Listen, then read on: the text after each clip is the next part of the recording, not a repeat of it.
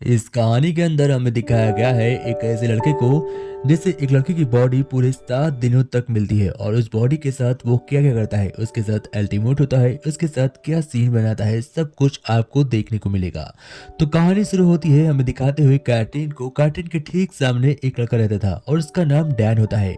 Dan रात में Katrin को बहुत ही उल्टे सुल्टे शब्द बोलता है और तभी कैटरीन झाँक कर उसे बहुत गालियां देकर अपना विंडो नीचे कर लेती है। अब हमें दिखाया जाता है सुबह हो जाती है और कैटरीन कॉलेज जाने के लिए रेडी हो रही थी।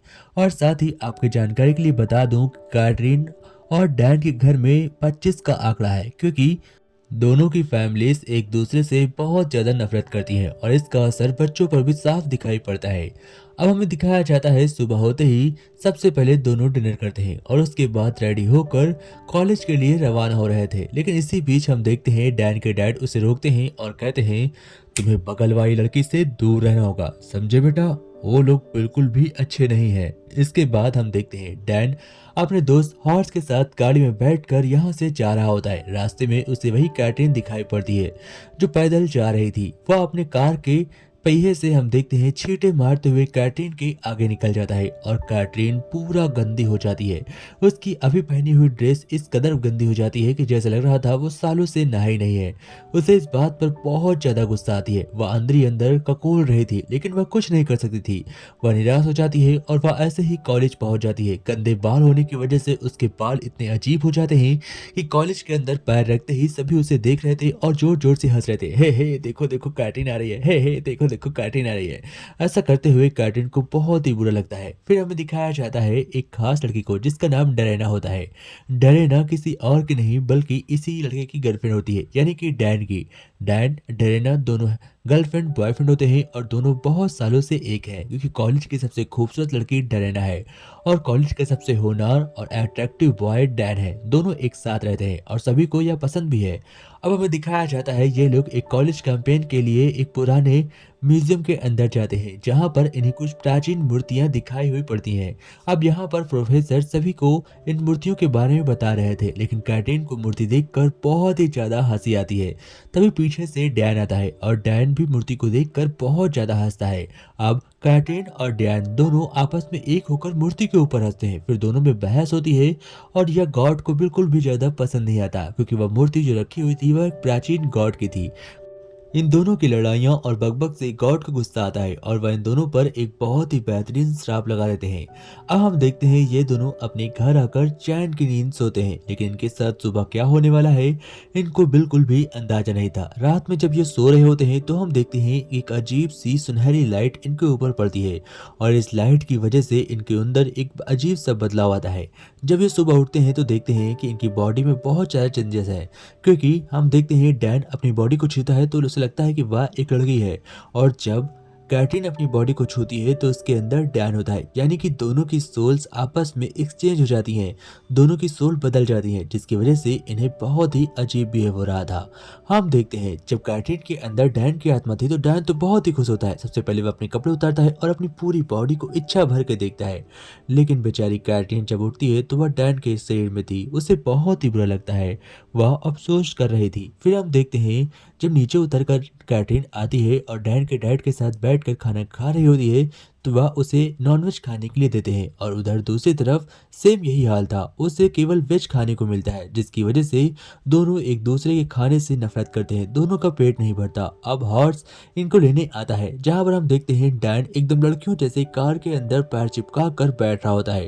हॉर्स को बहुत बुरा लगता है। फिर हम दिखाते हैं डैन को। डैन जो कि कैटरीन के अंदर था वह रोड से ऐसे पैदल जा रहा था जैसे कि हर रोज कैटरीन पैदल जाती थी और तभी वहां पर उसे बस भी नहीं मिलती। वह अफसोस करती है, जोर जोर से चिल्लाती है, गालियां देती है, लेकिन कोई भी नहीं रुकता। अब उसे पैदल ही कॉलेज जाना पड़ता है।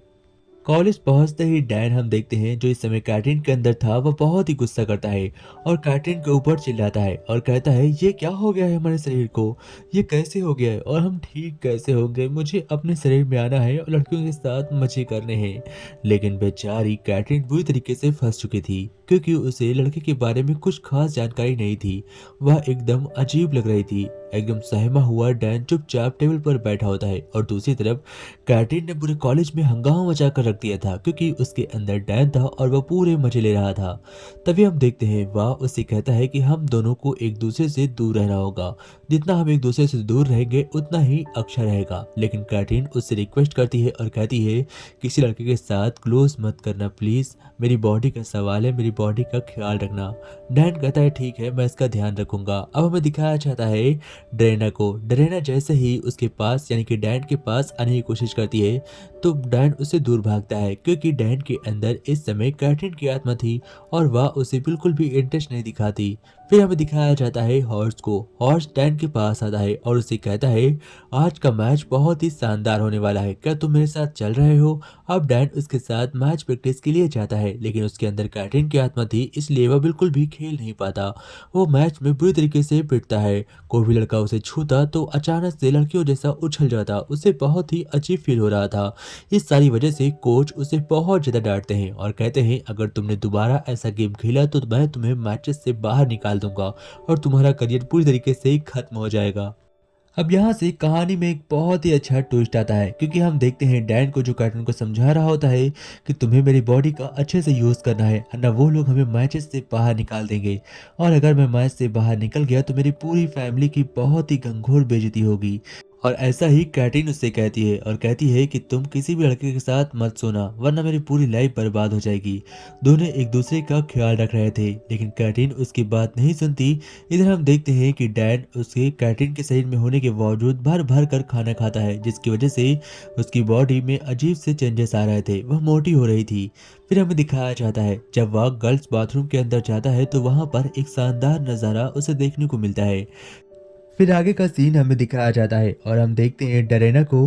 डरेना डैन के पास आती है और वह उससे क्लोज होने की कोशिश कर रही थी लेकिन डैन उसे इनकार कर देता है क्योंकि उसके अंदर कैटरीन थी और उसे बिल्कुल भी इंटरेस्ट नहीं था। वह डरेना से नफरत करती थी क्योंकि डरेना कॉलेज की सबसे स्मार्ट लड़की है लेकिन उसे बिल्कुल भी पढ़ाई लिखाई नहीं आती, वह केवल शक्ल से ही स्मार्ट होती है। अब हम देखते हैं एक दिन डैन एक लड़के के साथ पार्टी में जाता है जो कि इस समय कैटरीन की बॉडी में था और तभी वह लड़का उसके पास आने की कोशिश करता है जिसके बाद वह उससे बचती हुई भाग आती है और अपने घर पर जाकर चुपचाप सो जाती है। इधर सहमा हुआ डैन चुपचाप बैठा हुआ था अपने रूम में और उसकी मॉम उसके पास आकर उसे समझा रही थी और इधर बेचारा डैन कैटरीन की बॉडी को बचाता हुआ सभी लड़कों से भाग रहा था क्योंकि सभी लड़के उसे गिद्ध जैसे देख रहे थे क्योंकि उसके चलने का स्टाइल और काफी कुछ चेंजेस आ गए हैं जिसकी वजह से वह पहले से काफी अट्रैक्टिव दिखने लगी है। सभी उसे घूर घूर कर देख रहे होते हैं। फिर हमें आगे दिखाया जाता है और हम देखते हैं डैन को जो आखिरकार कैटरीन के पास आकर रिक्वेस्ट करता है और कहता है प्लीज़ प्लीज़ तुम मेरी ज़िंदगी का ख्याल रखो वरना मेरी पूरी लाइफ खराब हो जाएगी, तुम्हें फुटबॉल खेलना सीखना होगा। कैटरीन कहती है मैं कोशिश करूंगी और इसके बाद दोनों आपस में एक अच्छे दोस्त बन जाते हैं। कैटरीन उसे कहता है कि मैं तुम्हें अपनी चीज़ें सिखाऊंगी और डैन उसे कहता है मैं तुम्हें अपनी चीज़ें सिखाऊंगा ताकि हम दोनों की लाइफ अच्छी हो जाए। और वो लोग बीच में गॉड के पास भी जाते हैं एक दूसरे को एक वापस अपने शरीर में लाने के लिए गॉड से ढेर सारी रिक्वेस्ट करते हैं लेकिन गॉड दोनों की बात नहीं सुनते। फिर हमें आगे दिखाया जाता है लाख कोशिश करने के बाद दोनों की आत्माएं एक दूसरे से चेंज नहीं होती। वो दोनों अभी भी एक दूसरे के ही शरीर में होते हैं। अब दोनों काफी ज्यादा परेशान हो जाते हैं। इसीलिए हम देखते हैं आखिरकार डैन कैटरीन को ले जाता है फुटबॉल सिखाने के लिए और उसे बॉल गोल करना सिखाता है। वह बहुत कोशिश करता है लेकिन उसका निशाना नहीं लग रहा था। इसके बाद हम देखते हैं कैटरीन को अपने तरीके भी डैन को सिखाने थे। वह उसे बहुत सारी चीजें सिखाता है ताकि उसका भी बिहेवियर और बाकी चीजें उसी जैसा रहे। अब दोनों बहुत सारी कोशिश करते हैं और रात में हम देखते हैं डैन पेड़ों से उसके घर आता था और दोनों आपस में घंटों बात करते थे। अब हम देखते हैं कि दोनों के बीच काफी दूरियां कम होने लगी थी। दोनों एक दूसरे के प्रति अट्रैक्ट हो रहे थे, दोनों एक दूसरे के क्लोज आ रहे थे। तो क्या दोनों आखिर में एक हो जाएंगे, हम आगे देखेंगे। लेकिन इसके पहले इनकी जिंदगी में और क्या बदलाव आएगा हम पे ये भी देखना होगा। फिर हमें आगे दिखाया जाता है एक और लड़की को जो बहुत ही परेशान होती है और रो रही होती है क्योंकि उसका हाल ही में ब्रेकअप हो गया होता है। डैन उसे समझाता है कि तुम्हें लड़कों की कोई कमी नहीं होनी चाहिए, तुम्हें एक नए लड़के के साथ बिहेव करना चाहिए, बस सिंपल। कोई भी लड़का अगर तुम्हें धोखा देता है तो तुम्हें रोना नहीं है बैठकर, समझो इस बात को। लड़के ऐसे ही होते हैं, वह कभी भी एक लड़की के साथ नहीं रह सकते। वह उसे बहुत ज़्यादा समझाता है। उसके बाद वो लड़की खुश हो जाती है और कहती है, कैटरीन तुम मेरी सबसे अच्छी दोस्त हो और मैं तुम्हें ही चाहती हूँ। मैं हमेशा तुम्हारे साथ ही रहूंगी। तुम मेरी बहुत ही अच्छी फ्रेंड हो, तुम मेरी बेस्ट फ्रेंड हो। वह उससे बहुत ज़्यादा खुश हो जाती है। अब हमें दिखाया जाता है गर्ल्स को। सभी गर्ल्स मिलकर कैटरीन का भी हेयर रिमूव कर देती है और उसकी वजह से उसे बहुत ज़्यादा दर्द होता है। अब हमें आगे दिखाया जाता है जब सुबह होते ही हम देखते हैं वह उसके डैड कैटरीन के रूम में आता है और उससे कहता है, चलो हमें साथ चलना होगा, मैं तुम्हें कुछ और चीज़ें सिखाऊंगा। फिर वह उसे एक बीच पे लेकर जाता है और वहां पर गोल करना सिखाता है। दोनों बैठकर घंटों वहां पर आपस में बात करते हैं, एक दूसरे की बातें शेयर करते हैं, जिसकी वजह से दोनों के बीच नजदीकियां बढ़ने लगती हैं और दूरियां कम होने लगती हैं। एक दिन हम देखते हैं डैन कैटरीन से पूछता है, क्या तुम मुझे बिल्कुल भी पसंद नहीं करती? तुम मुझे जब भी खिड़कियों से झांकती हो तो गालियां क्यों देती हो? क्या मैं तुम्हें बिल्कुल भी पसंद नहीं? मैं इतना बुरा हूँ?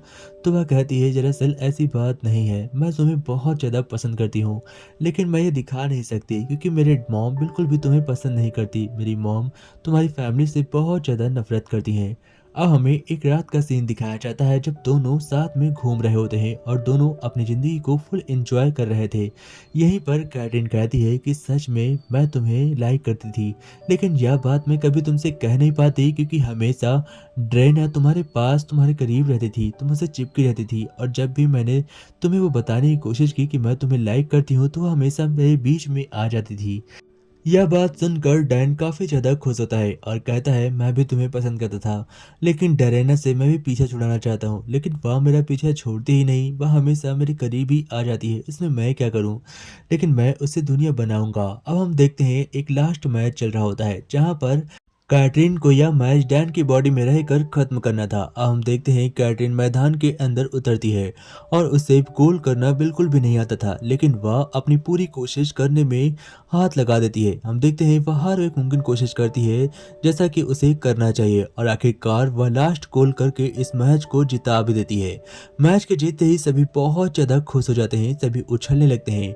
डैन जो कि अपने डैड के साथ ही बैठा हुआ था कैटरीन की बॉडी में, वो भी अपने मैचेस को देख रहा था और इतना शानदार गोल देखकर उसका मुंह पूरी तरीके से खुला रह जाता है। वो जोर से चीखता है और कहता है, हाँ मैं जीत गया, मैं जीत गया। लेकिन आखिरकार उसके डैड बहुत ही ज़्यादा खुश होते हैं क्योंकि जो मैच वो कभी ख़त्म नहीं कर सके, आज उसके बेटे ने ख़त्म कर दिया। उन्हें तो ऐसा ही लग रहा था।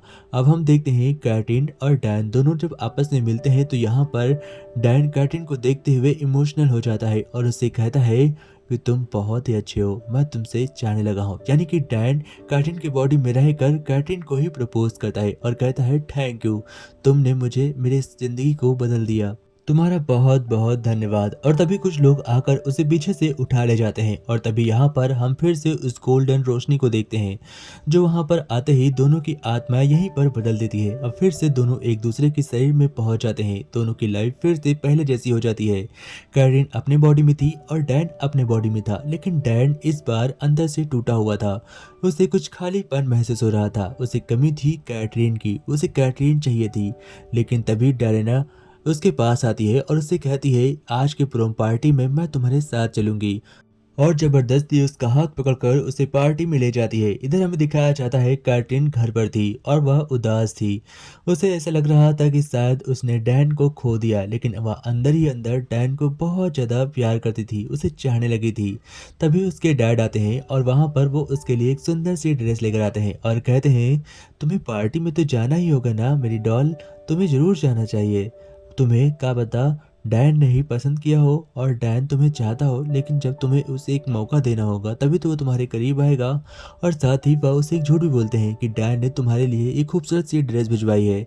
इसके बाद जैसे ही कैटरीन उस ड्रेस पहनकर प्रोम पार्टी में आती है तो प्रोम पार्टी के अंदर हम देखते हैं वह डरेना का साथ छोड़ देता है और डैन जैसे ही कैटरीन को देखता है वह उसके करीब चला आता है और उसका हाथ पकड़कर इस पार्टी को एंजॉय करता है, जिसके बाद सभी को यह पता चल जाता है कि ये दोनों एक साथ हैं और डरेना ने उसके साथ ब्रेकअप कर लिया है, यानी कि सॉरी डैन ने डरेना के साथ ब्रेकअप कर लिया है और वह हमेशा के लिए कैटरीन के ही साथ रहेगा।